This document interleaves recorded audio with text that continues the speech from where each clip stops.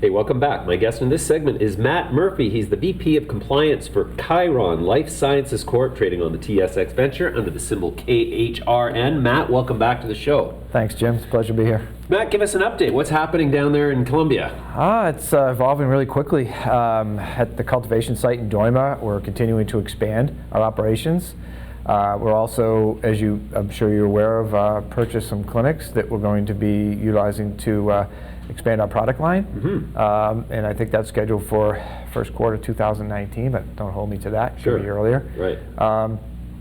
So yeah, we're moving forward at a rapid pace. Here today, former President of Mexico, Vicente Fox, is in town. He's a Chiron board member. Right. And he's meeting with investors, and we had some investor meetings yesterday. And he's meeting with others today, and we did some media, and having him on the board should play well for our expansion into Mexico after legalization occurs there. So, yeah, we're really excited. It's an exciting time for Chiron. Lots Sure. of things happening and evolving quickly. Sure. So you're the VP of Compliance, but it's not compliance with securities laws, is it? No. Regulatory compliance as it pertains to our cultivation site, as it pertains to the security and record keeping that the government of Colombia requires us to undertake, and we're mandated to undertake by the law. And in my background of being a compliance expert with the DEA for many years, so what we're doing at Chiron is we are taking the DEA regulations and we're utilizing them to regulate cannabis in Colombia. So the same regulations that the pharma companies in the U.S. are mandated to adhere to, we're taking to the cannabis space in Colombia with Chiron. Mm-hmm. And the feeling is that DEA regulations are the most stringent in the world as it pertains to regulating pharmaceuticals, controlled substances. Mm-hmm. And if it's good enough for controlled substances and pharma companies, it should work well with the cannabis space. Right. Interesting. So does that imply then that the rules are much more stringent in Colombia than they are in Canada? I'm not so concerned about what country has more stringent rules, mm-hmm. But I know the regulations in the U.S. for controlled substances are very stringent. So if we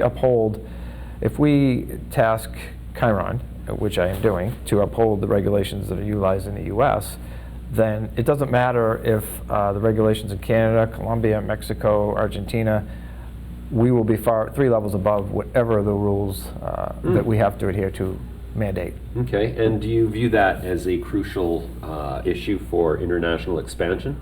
Absolutely, because as we expand, our goal would be, of course, when prohibition ends in the U.S., the Controlled Substances Act and the Code of Federal Regulations should be the same regulations that are mandated for cannabis when we have consistent regulatory standards. Right now, as you know, every state regulates cannabis differently, mm-hmm. But in the U.S., C2 through 5 controlled substances are regulated with consistent standards.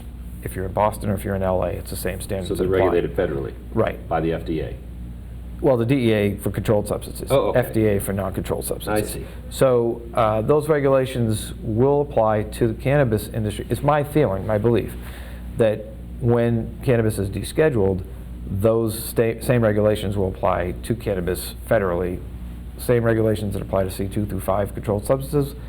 Right now, cannabis is a C1, mm-hmm. but when it's a C2 or C3, the same standard should apply.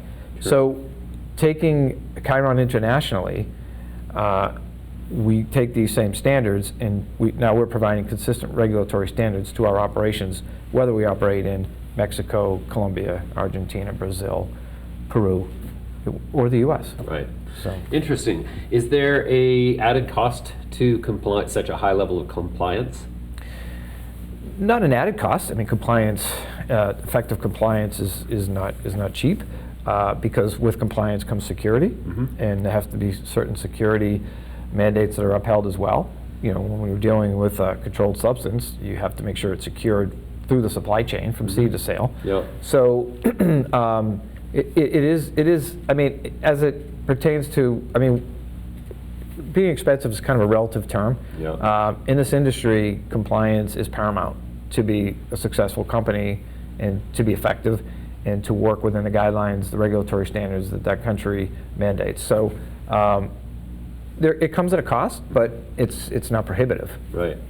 Interesting. So if you were formerly the head of pharmaceutical investigations for the Drug Enforcement Administration. I was. And so you've got this broad scope on the pharmaceutical industry. Do you see anything in the pharmaceutical sort of approach towards cannabis that has you worried at all, or do you think it's going to be a relatively effortless, smooth integration once Big Pharma moves into the space?